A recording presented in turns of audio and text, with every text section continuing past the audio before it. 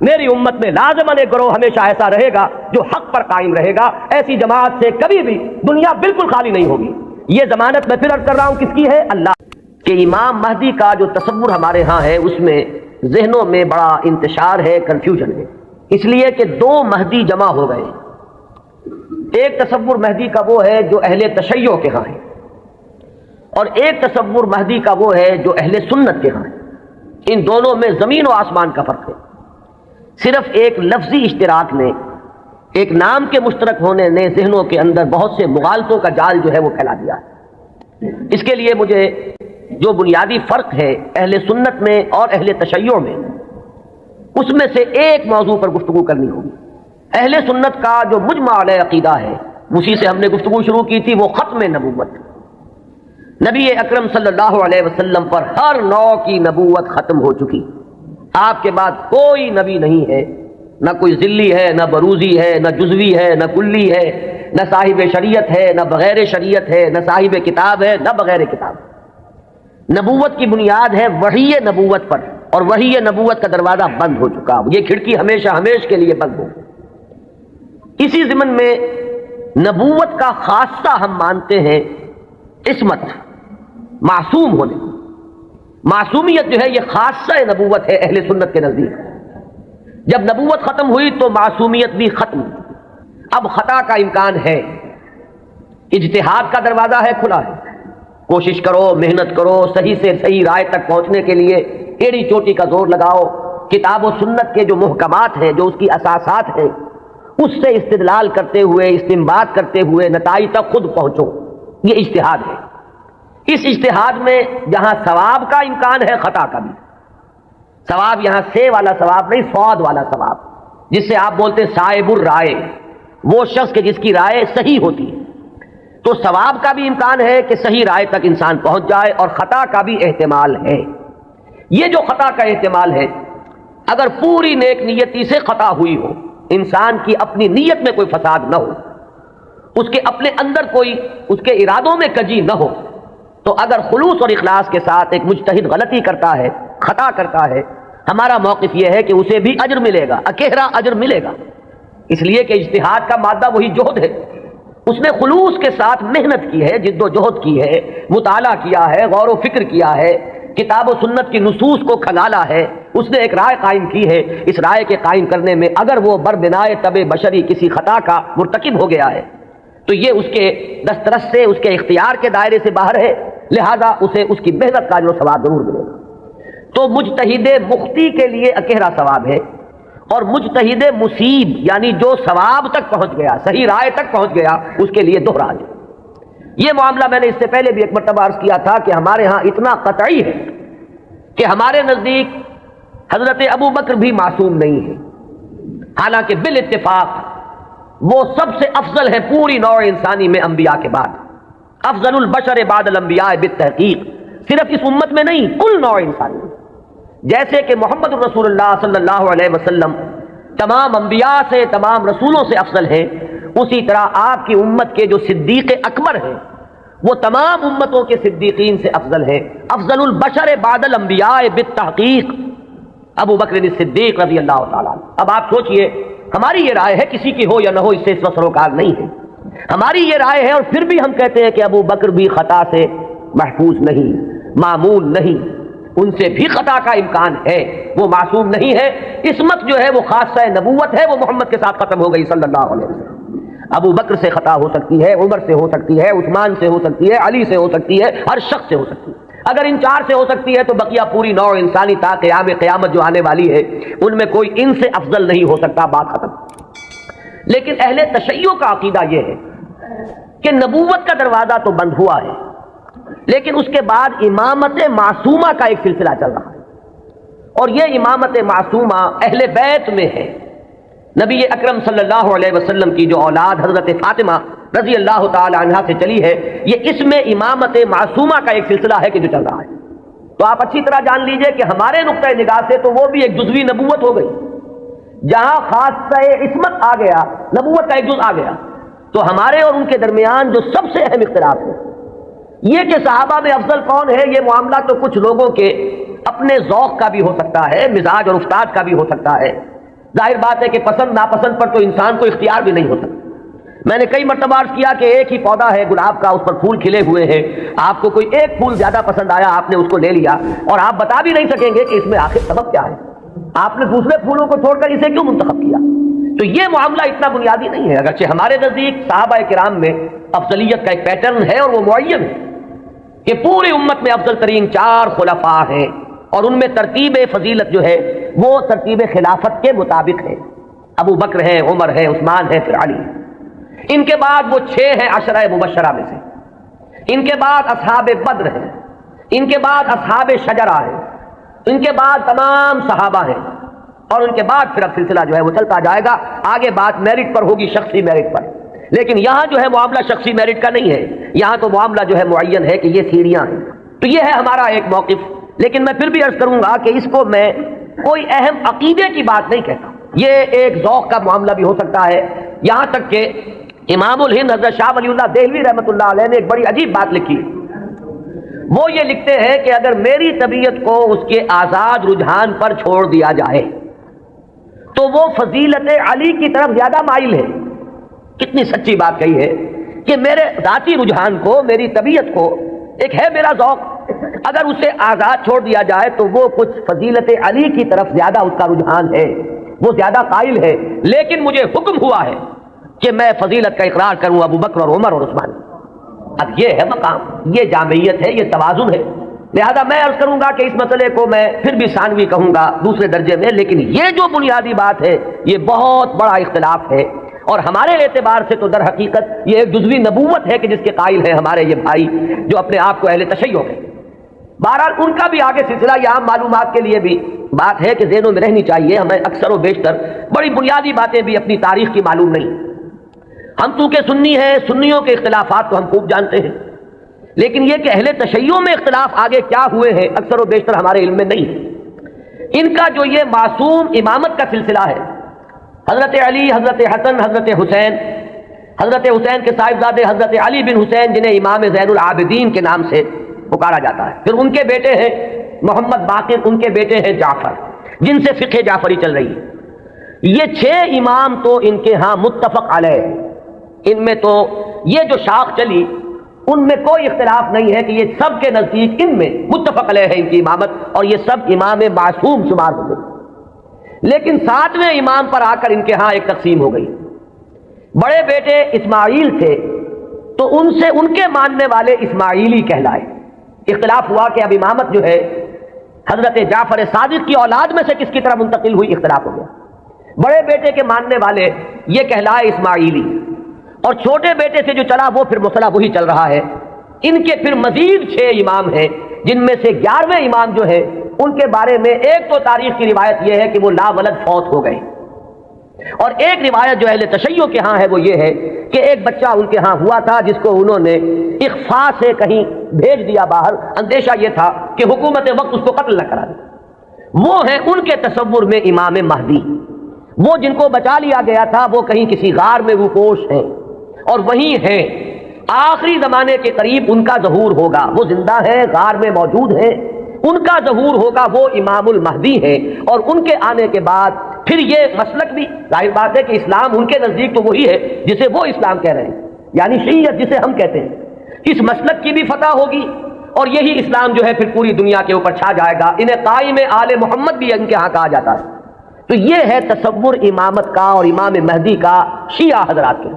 کیونکہ درمیان میں نے بات آپ کو ایک بتائی تھی کہ 7ویں امام پر آ کر اختلاف ہوا ہے، تو جو بڑے بیٹے اسماعیل سے جو سلسلہ چلا وہ بھی کچھ عرصے کے بعد 2 حصوں میں تقسیم ہو گیا. ان میں سے ایک حصہ ابھی چل رہا ہے کہ وہ امامت نسلاً بعد نسل چلی آ رہی ہے، وہ تو ہمارے ہاں کے یہ اسماعیلی ہیں. یہ اسماعیلی اس وقت تو ان کے امام ہیں، آغا خان تھے، آغا خان کے پوتے اب ان کے امام ہیں، اب کریم آغا خان. یہ ان کے نزدیک امام معصوم ہیں، ان سے کسی خطا کا امکان ہی نہیں. سر سلطان محمد خان جو آغا خان تھے ان کے تو یہ الفاظ بھی منقول ہوئے ہیں کہ جب میں شراب پیتا ہوں تو شراب جب میرے ہونٹوں کو مس کرتی ہے تو پاک ہو جاتی ہے. یعنی یہ امام معصوم تو وہ شے ہے کہ جس سے کوئی ناپاک چیز چھوئے گی تو پاک ہو جائے گی. جیسے وہ تصور ہے کہ ایک چیز، ایک پتھر کوئی ایسا بھی ہے کہ جس کو وہ چھو لے وہ سونا بن جاتا ہے، تو اسی طریقے سے یہ امامت معصومہ کیا ہے اس کا آپ تصور کیجئے. تو جو ایگزیکٹ لائن ہے امامت کی وہ تو در حقیقت ان کے ہاں ہے کہ وہ امامت معصومہ کا تصور جو ہے بغیر کسی سلسلے کے ٹوٹے ہوئے وہ چلا آ رہا ہے. ہمارے ہاں جن کو ہم آغا خانی کہتے ہیں، اسماعیلی کہتے ہیں، ان کے ہاں، ان کے ہاں دوسری شاخ وہ ہی تھی کہ اس میں بھی آگے چل کر امام غائب ہو گیا، وہ دوسرا امام ہے غائب. تو ایک امام غائب تو وہ ہیں جنہیں امام المہدی کہا جاتا ہے، وہ ہمارے ہاں کے جو عام شیعہ حضرات ہیں جنہیں اثنا عشری شیعہ کہتے ہیں، یعنی 12 اماموں کے ماننے والے. ایک وہ جو شاخ اوپر والی ہے اس کو شش امامیہ کہتے ہیں، یعنی 6 اماموں تک تو متحد آئے، اس کے بعد 6 کے بعد 7ویں امام پر ایک شاخ نکل گئی، تو وہ شش امامیہ کہلاتے ہیں ان کے نزدیک، اور خود کو یہ کہتے ہیں اثنا عشری. لہذا کسی بھی شیعہ دوست سے اگر بات ہو، آپ شیعہ کہیں گے تو وہ کچھ برا مانے گا، چپ رہے، آپ سے احتجاج نہ کرے تو بات اور ہوگی. لیکن یہ کہ اگر آپ ان سے مہذب انداز میں سوال کرنا چاہیں تو آپ کا سوال یہ ہونا چاہیے کہ کیا آپ اثنا عشری ہیں؟ یہ لفظ وہ ہے جو خود اپنے لیے اختیار کرتے ہیں. لہذا وہ 12 اماموں والا سلسلہ کے 6 متفق علیہ، 5 بعد میں، اور جو 12ویں امام ہیں ان کے وہ عہد طفولیت ہی میں کہیں ان کو بھیج دیا گیا کہیں حفاظت کے ساتھ، اور وہ کسی غار میں ابھی ہے اور وہ وہیں سے ظہور کریں گے. لہذا یہ جو اصل شیعیت ہے ان کا امام غائب ہے اور یہ اس کے انتظار میں ہے کہ وہ آئیں. ایک حالت منتظرہ جو ہے اس شیعیت پر یہ چلی آ رہی ہے. اس میں یہ بھی بتا دوں، یہ بھی دلچسپی کی بات ہے کہ حال ہی میں ایک بہت بڑا انقلابی قدم اٹھایا ہے خمینی نے یہ فلسفہ پیش کیا اور اس کو قبول حاصل ہو گیا ایران میں کہ یہ جو ہم امام منتظر کے انتظار میں رہیں گے اور کچھ نہیں کریں گے تو یہ تو بہت غلط معاملہ ہے کہ آنے والا ہی آئے گا تو کچھ ہوگا، ہم تو کچھ کر نہیں سکتے. اس نے تو ہمارے اوپر تعطل طاری کر دیا ہے. ہم لوگ جو ہے بالکل ظالموں کے لیے اور غلط کار لوگوں کے لیے نرم چارہ بن گئے ہیں، جیسے چاہے وہ کریں، ہم تو ہاتھ نہیں پکڑ سکتے، اس لیے کہ ہم تو منتظر ہیں کہ کوئی آنے والا آئے گا تو صورت بدلے گی. تو انہوں نے فلسفہ پیش کیا کہ جب تک وہ امام غائب ظاہر نہیں ہوتے، نائب امام کی حیثیت سے کوئی شخص وہ تمام اختیارات ہاتھ میں لے سکتا ہے جو اصل میں امام کے. لہذا امام خمینی جو ہے اس وقت نائب امام ہے. وہ امام جو غائب ہیں ان کے نائب کی حیثیت سے وہ سارے اختیارات اور حقوق جو امام کے ہیں وہ اب امام خمینی کے پاس ہے. اور اپنے کانسٹیٹیوشن میں انہوں نے اس کو ایک خاص اصطلاح دی ہے، یہ ہے ولایت فقیہ، کہ یہ وہ شخصیت ہے کہ جو بھی حکومت کا ڈھانچہ نیچے بنے گا، کوئی صدر منتخب ہو، کوئی وزیر اعظم منتخب ہو، پارلیمنٹ ہو، یہ سارا ڈھانچہ چلتا رہے گا، لیکن اوپر تلوار لٹکی رہے گی ولایت فقیہ کی کہ جس کو جس وقت چاہے وہ برطرف کر دے. یہی وجہ ہے کہ وہ ابو الحسن بنی صدر جو ہے وہ پیرس میں بیٹھے ہوئے ہیں، حالانکہ بہت بڑی اکثریت سے اس وقت ہمیں یہی بتایا گیا تھا واللہ عالم کہ بڑی عظیم اکثریت سے وہ صدر منتخب ہوئے تھے. لیکن بہرحال یہ تو نیچے کا ڈھانچہ ہے، اصل میں تو اوپر ولایت فقیہ ہے، اس کا اعتماد حاصل رہے گا تو کوئی شخص رہے گا، ورنہ نہیں. میں یہاں نہ کوئی تنقید کرنا چاہتا ہوں نہ کسی اختلاف کا اظہار، آپ کو بتا رہا ہوں کہ بات سمجھ میں آئے کہ امام مہدی کا اصل کانسیپٹ کیا ہے. یہ لفظ زیادہ جو ہے معروف جو در حقیقت اس شیعہ نظریے کے تحت ہے. ابھی میں آپ کو بتاؤں گا کہ ہمارے ہاں تو جو روایات کسی قدر پائے کی ہے، کوئی ان کی حیثیت ہے، وہاں مہدی کا لفظ ہے ہی نہیں، کہیں بھی نہیں. اس اعتبار سے معاملہ بڑا مختلف ہے.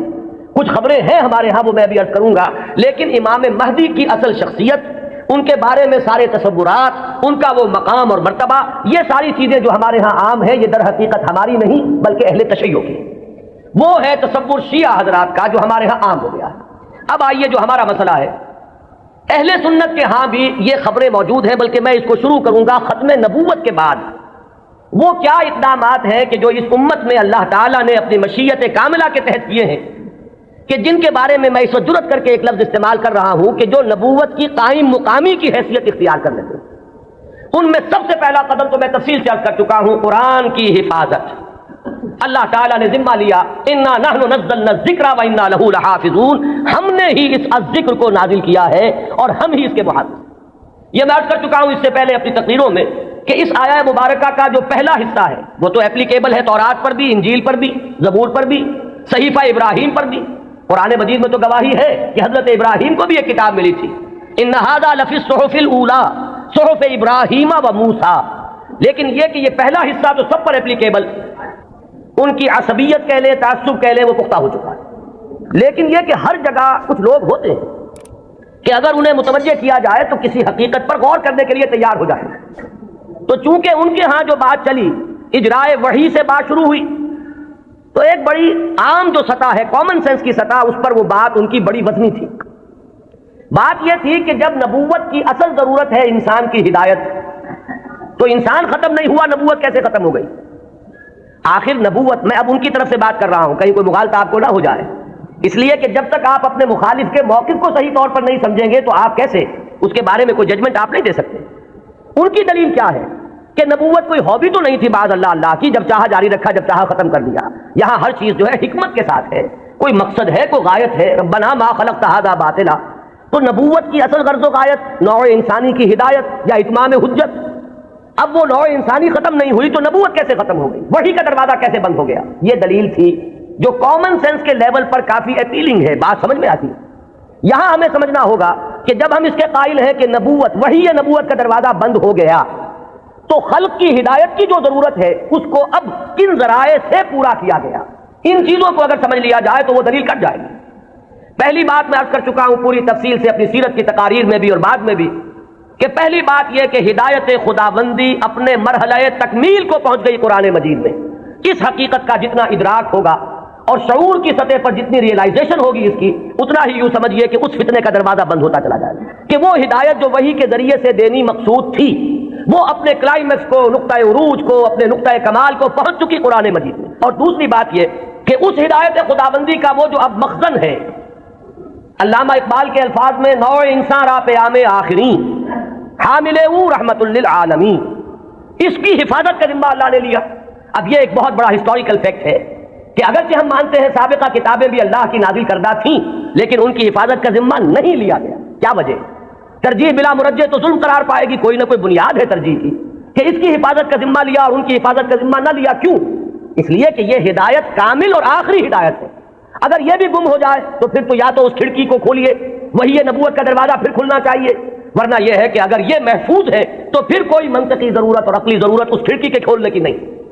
تو پہلا انتظام جو اللہ نے کیا ختم نبوت کے بعد، جو ایک خلا پیدا ہوا ہدایت انسانی کے سلسلے میں، اس کے لیے پہلا انتظام قرآن مجید کی حفاظت۔ اب یہ کتاب محفوظ ہے تا قیام قیامت۔ اس کے معنی میں لوگ گھپلا کر لیں، اس کے ترجموں میں تحریف ہو جائے، الحاد ہو جائے، ادھر موڑ لیں ادھر تروڑ لیں، خود بدلتے نہیں قرآن کو بدل دیتے ہیں، ہوئے کس درجہ فقیہان حرم بے توفیق۔ لیکن یہ ترجموں میں ہو سکتا ہے، تفسیروں میں ہو سکتا ہے، متن میں ممکن نہیں ہے۔ وہ ٹیکسٹ جو ہے ہمیشہ ہمیشہ کے لیے محفوظ رہے گا۔ پہلا انتظام یہ۔ دوسرا انتظام جو ایک ضمانت دی ہے اللہ تعالیٰ نے اور جس کی خبر دی ہمیں محمد الرسول اللہ صلی اللہ علیہ وسلم، ضامن تو اللہ ہے لیکن اس کی خبر دینے والے اللہ کے رسول ہیں۔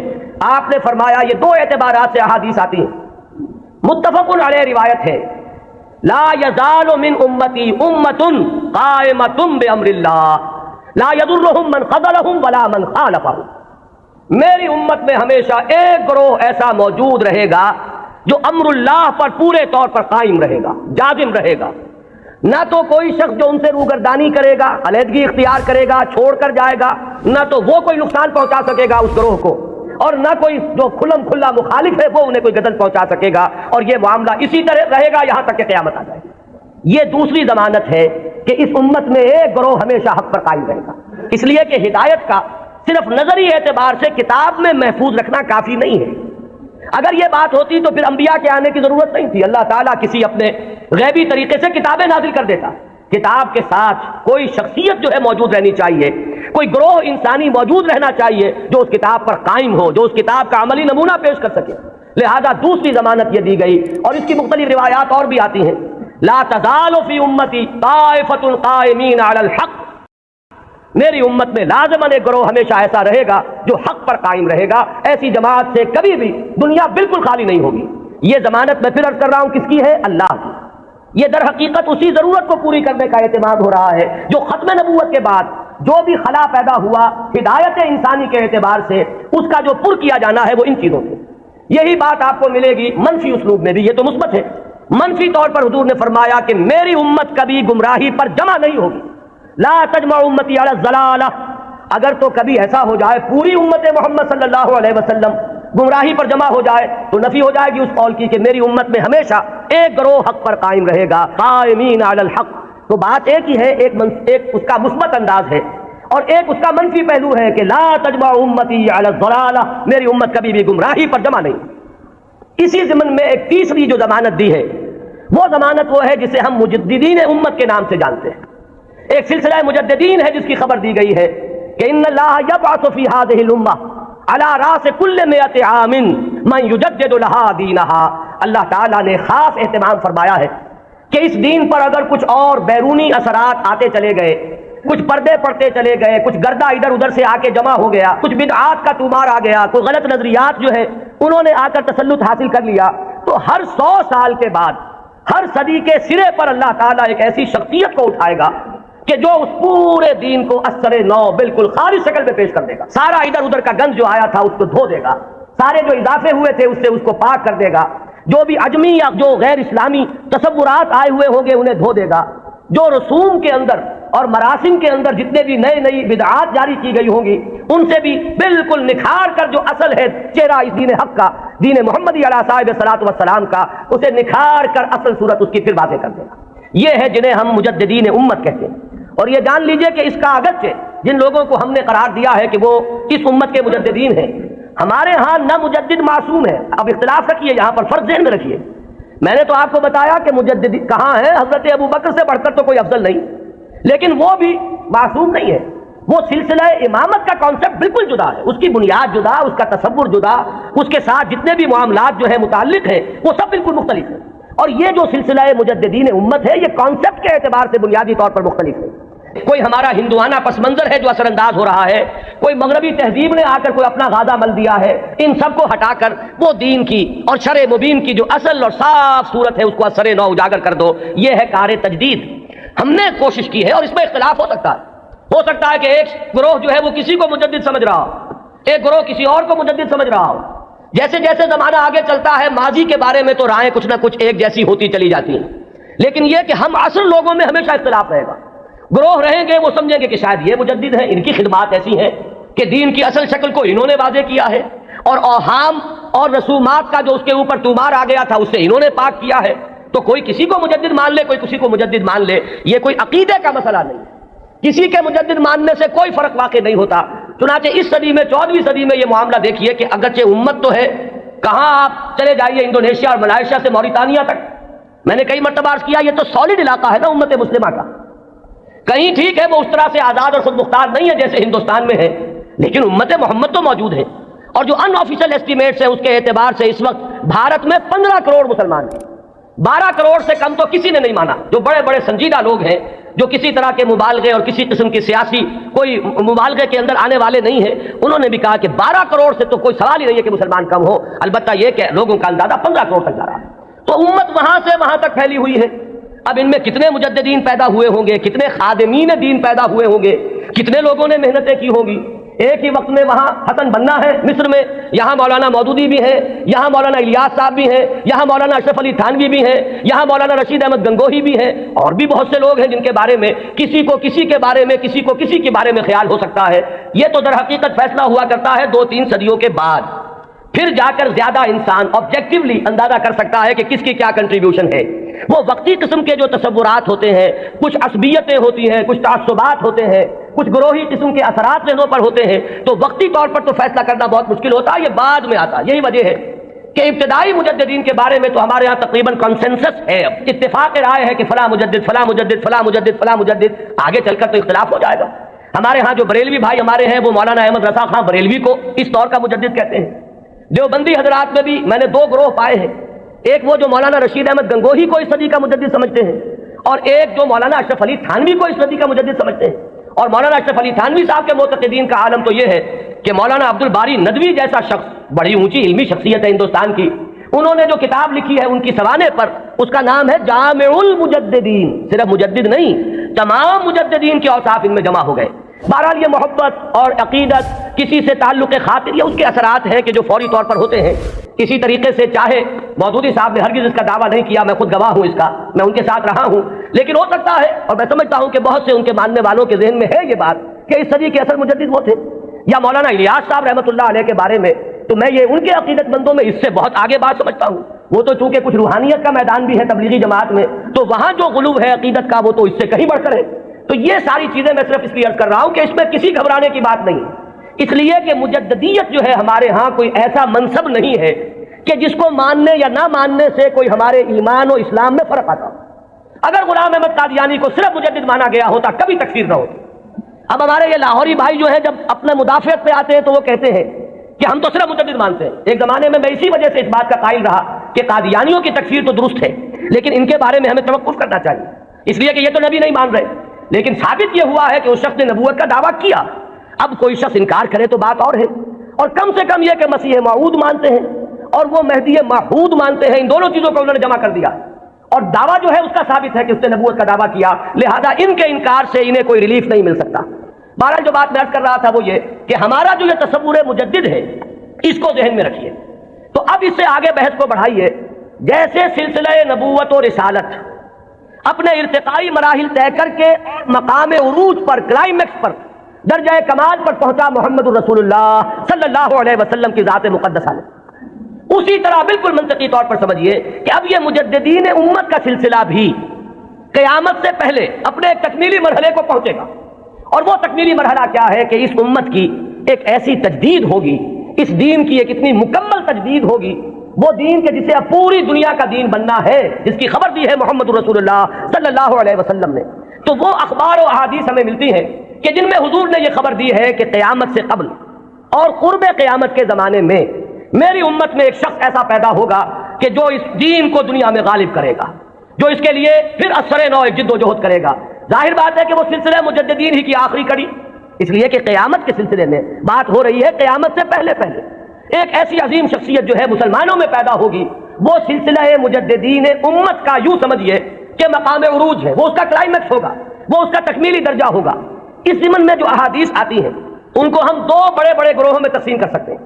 پہلی بات تو یہ جانیے کہ کوئی حدیث اس بارے میں سند کے اعتبار سے اتنی قوی نہیں ہے کہ امام بخاری رحمۃ اللہ علیہ نے جو اپنا معیار بنایا تھا قبول روایت کا اس پر پوری اتر جائے.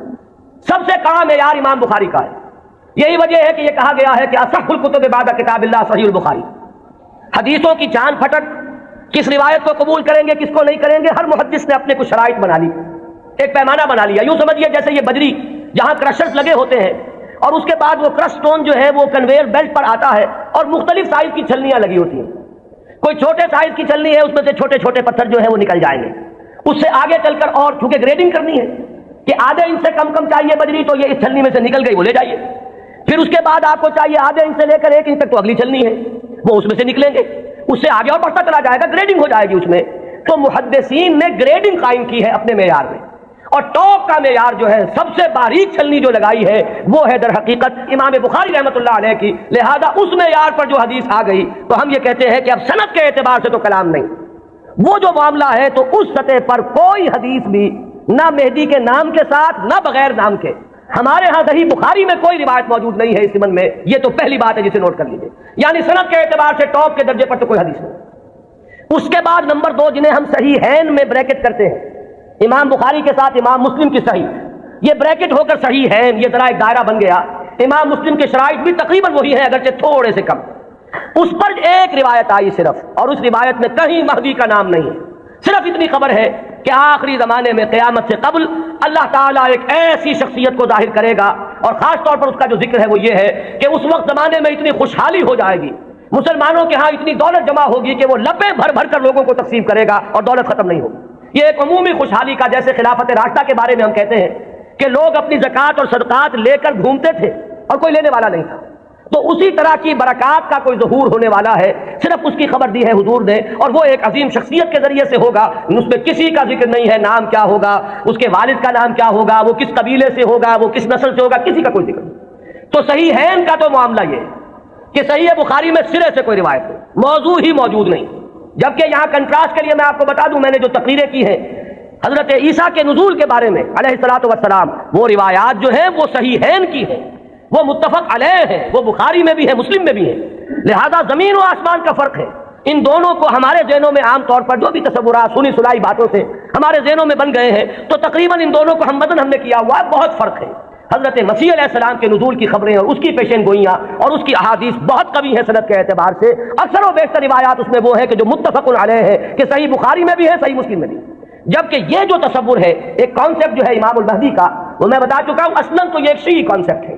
وہ سارے تصورات جو اس کے ساتھ ہیں وہ اہل تشیع کے، لیکن ہمارے ہاں اگر کوئی تصور ہے تو وہ تصور اول تو سند کے اعتبار سے اتنا قوی ہے ہی نہیں کہ شرائط بخاری پر پورا اترے، وہ تو بات نیچے آ گئی. اس سے نیچے جو روایت ملی صحیحین میں صرف ایک امام مسلم لائے ہیں اور اس میں نہ کسی نام کا ذکر ہے، نہ تفصیلات ہیں، نہ کسی نسل کا ذکر ہے، کس قبیلے سے ہوگا، بس ایک عظیم شخصیت کا ظہور ہوگا۔ تو اس کو تو یوں سمجھیے کہ وہی سلسلہ مجددیت کا یہ نقطہ عروج ہے، یہ اس کا تکمیلی مرحلہ ہے۔ البتہ جب ہم صحیحین سے نیچے اترتے ہیں تو اب بہت سی احادیث ملتی ہیں۔ ان احادیث کو بھی آپ دو خانوں میں اپنے ذہن میں رکھ لیجئے۔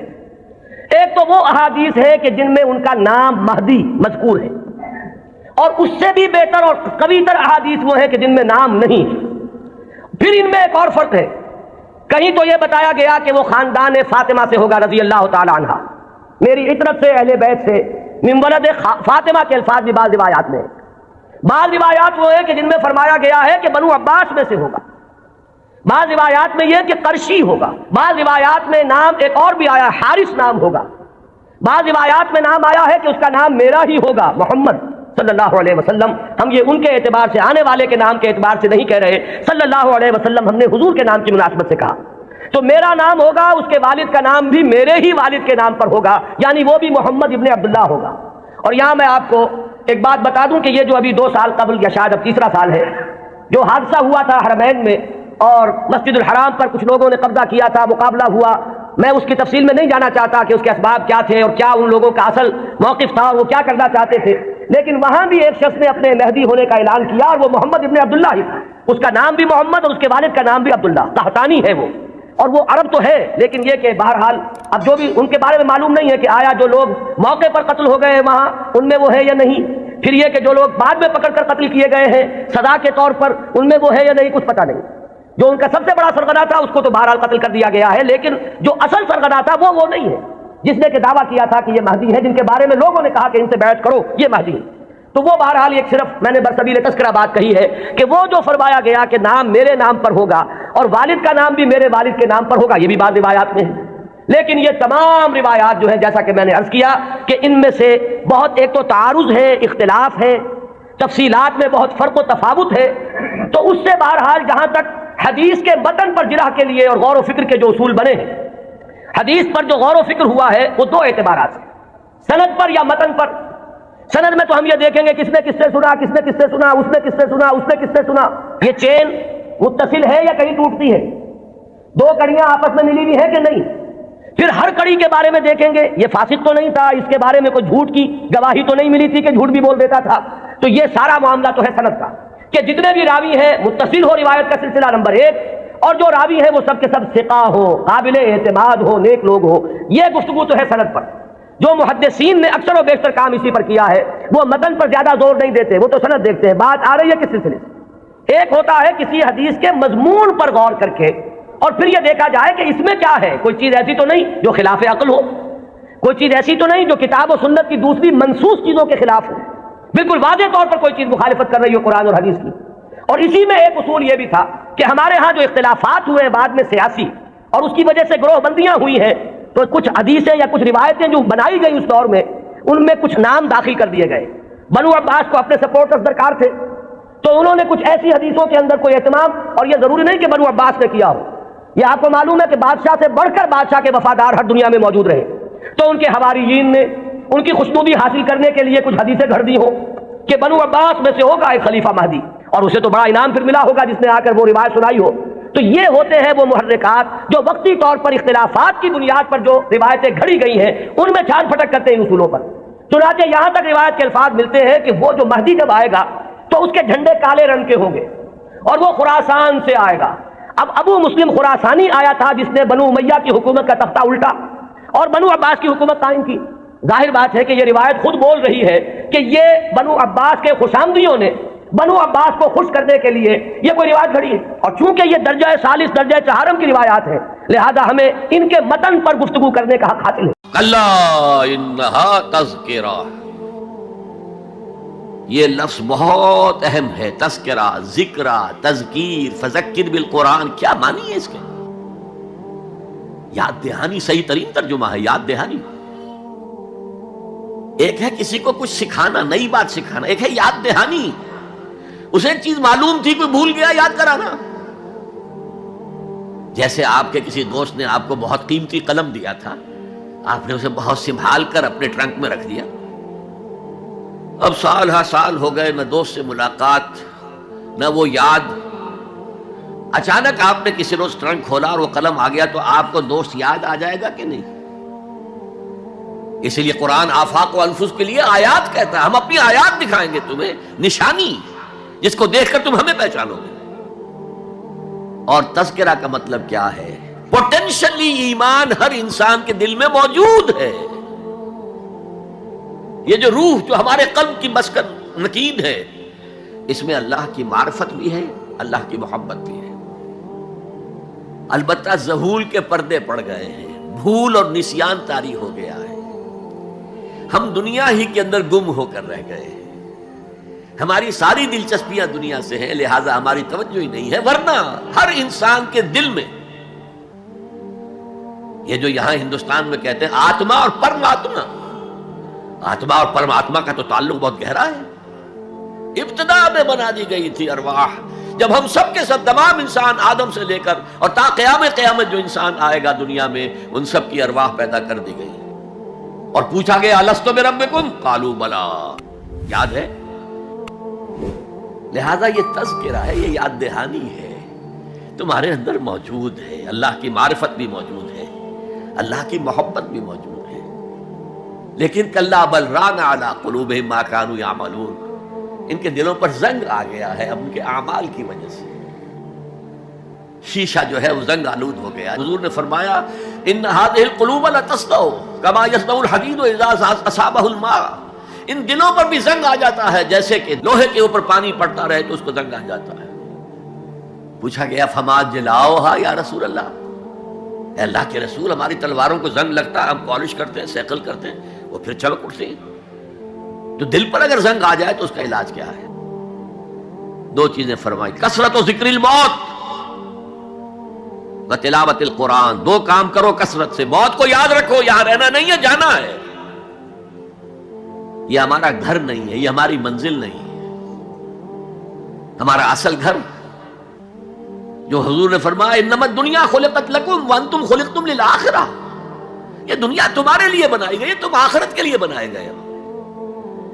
اسی لیے حضور نے فرمایا کن فی الدنیا کانک غریب وعابر السبیل، دنیا میں ایسے رہو جیسے راہ چلتے مسافر ہو یا اجنبی ہو۔ اپنے بارے میں فرمایا مالی والی دنیا، مجھے تمہاری دنیا سے کیا سروکار، انما مثلی کراکب استظل تحت شجرۃ ثم راح فترکها، میری مثال اس مسافر کی سی ہے جو ذرا سستانے کے لیے کسی درخت کے سائے میں بیٹھتا ہے تھوڑی دیر، وہ اس کا گھر تو نہیں ہے، اس کی منزل نہیں ہے، پھر وہ اس کو چھوڑتا ہے، اپنا راستہ لیتا ہے۔ یہ اگر ہمارا تصور قائم ہو جائے، کلا انہا تذکرہ، اب اس کے بعد جو الفاظ آئے ہیں فی صحف مکرمۃ مرفوعۃ مطہرۃ بایدی سفرۃ کرام بررہ، یہ جو قرآن ہے، جو تذکرہ ہے، یہ بڑے ہی انتہائی پاکیزہ صحیفوں میں ہے، فی صحف مکرمۃ، بڑے باعزت